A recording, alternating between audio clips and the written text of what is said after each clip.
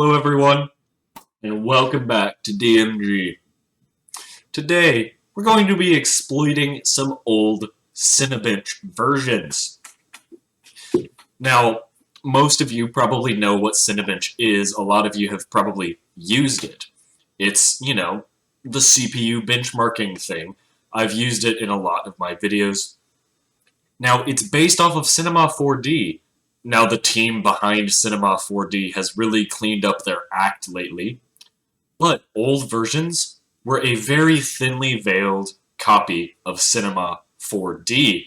And if you know just what to do, you can do a lot more than just render the predefined pictures in these old versions. Now let me show you what I mean really quickly. So I'm going to go into the resources folder of Cinebench 11.5. Now, all of this can be reproduced. If you really want to try and prove me wrong, go and download Cinebench 11.5 and do exactly what I'm doing here. Now, we've got a splash screen that doesn't say Cinebench. Now, of course, we do have one that does say Cinebench, but we also have one that says Body Paint 3D. We've got Maxon License Server, and we've got the Cinema 4D installer. So they just forgot to remove some splash screens, I suppose. If we go back into the icons, look at all of these icons. Not all of these are from Cinebench at all. They all correspond to functions in Cinema 4D, of course, but they didn't change the icons at all. But it was probably easier to just put all of these into the Cinebench file folder than to try and make new icons, or like a new image with all the icons they needed. They already had this, and it was compatible with Cinebench. Like, let's just look at what some of these are. I think that has to do with the physics simulation. This has to do with project playback frame rate. These are all those are your basic shapes that you can create. And that is not what I meant to do. And if we go here, it tells you what all of these are. Some of them are just marked as unused. A lot of them, actually, which is interesting. Let's go probing into Cinebench R10, and then I'll be done and actually get to the exploits themselves. We've got our Cinema 4D Release 10 splash. We've got, okay, there's our Cinebench one. There's our body paint one. And if we look at the information for body paint, I thought this was funny. It's made with Photoshop. Now, I really like the designs. They're really pretty. Anyway, let's open up Cinebench 2000. We can see the splash screen said Cinema 4D XL, and so does the window, Cinema 4D XL. Now, what we could do, we could go and, draw the lines and, actually run the program, but that's not fun.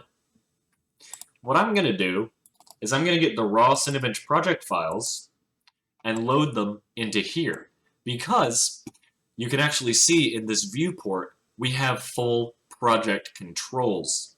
They didn't remove the viewport controls. This is the architecture wireframe that the program renders in the let's see, it's the shading OpenGL test, I believe, and we can fully manipulate this project as if we were in Cinema 4D. We can't actually, edit most of the things, but we can, move around and do a lot of things in here. We can see this from camera angles that you could not otherwise.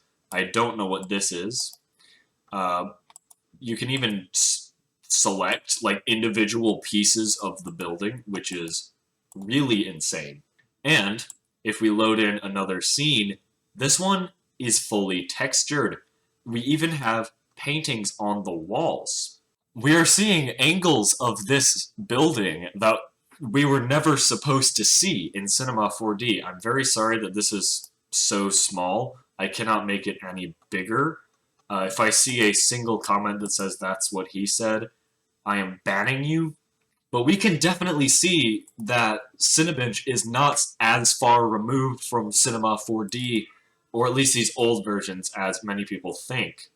Now, I have yet to find this file, the one that says C4D stress test, but this little image there is just that. It's an image. If I believe I can drag any bitmap into there. Yeah, this will just accept any bitmap that I want it to. Heck, we can do something from a completely different Cinebench version. Anyway, that's enough of messing with 2000. Let's mess with 2003 now. So I've got the project files pulled up. This one is a little bit different. We're going to need to go to View, and as we can see, we've got that whole grid here. Here's our city test. Now, this one is a bit unique because you can't actually move the camera in it. You can't like rotate the camera. You can just zoom in and out. But that does not apply to the next one. And this is the coolest one that I have for you for 2003. This is the city test. This is exactly what you see in the render. But what if you want to see more? You can.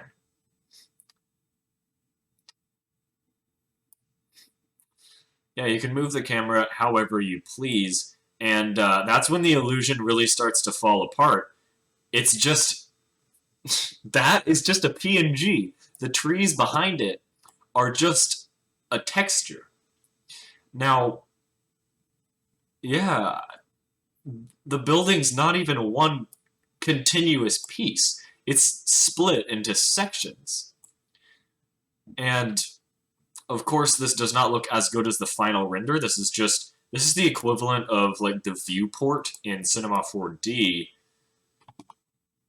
So it's not rendered. You know, the textures aren't fully rendered. Let's look at our little guy here. Hello. I can also mess around with the OpenGL test, which is pretty sweet. We can go inside the building and follow camera paths that you're not really intended to at all. Whoops.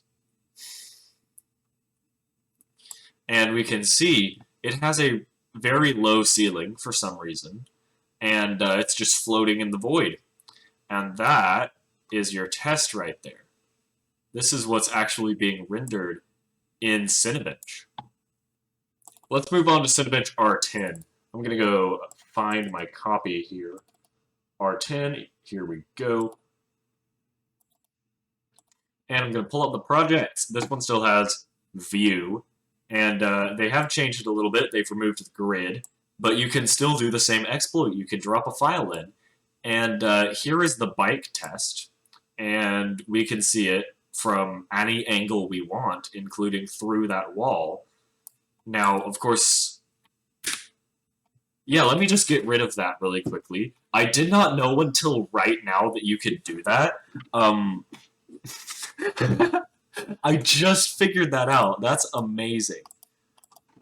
You can edit so much more of this than I thought. Okay, I've been messing around with this for about 2.5 hours, just digging through old project files and directories and just figuring out any possible way to exploit the program.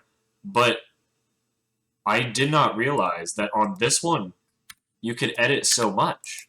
I mean, we can remove a lot of the bike here. Can I Control Z? I can just Control Z. Let me remind you, this is Cinebench. This is not Cinema 4D. This is Cinebench. It says right up there, it's Cinebench. But, you know. Now, of course, again, this is just a viewport preview. It does not look as good as the final render. And I have plans involving this, and I'm not going to fully disclose them now. But there might be a future video solving that. Let's check out our OpenGL test now. I actually haven't messed with this one yet. Now, basically, all it does is just move the camera in order to, like, show the stuff. Let's go inside one of these rooms. What's inside one of these doors? Nothing. There is... Oh, that one's slightly open. So there are actually rooms. That's cool. Yeah, so they actually kind of put rooms in. And this little guy here, this little devious fellow. But yeah, here's the whole building, the entire scene, and your hallways just go out to the side. All right, we're gonna wrap it up with Cinebench Release 11. Now, I have tried putting project files from different versions into each other, and that doesn't work, unfortunately. But I haven't even tried it with R11 yet. Well, it looks like they actually fixed it with Cinebench Release 11.5. We can no longer do the exploit where we can view any of the project files we want, which is sad, but I suppose that's a good thing for Maxon. But anyway, that is going to wrap it up for this video for today's software goofery. Thanks everyone for watching. I have tons of other somewhat related videos on this channel if you want to go check those out. But that's it for this one. Thank you everyone for watching, and see you next time.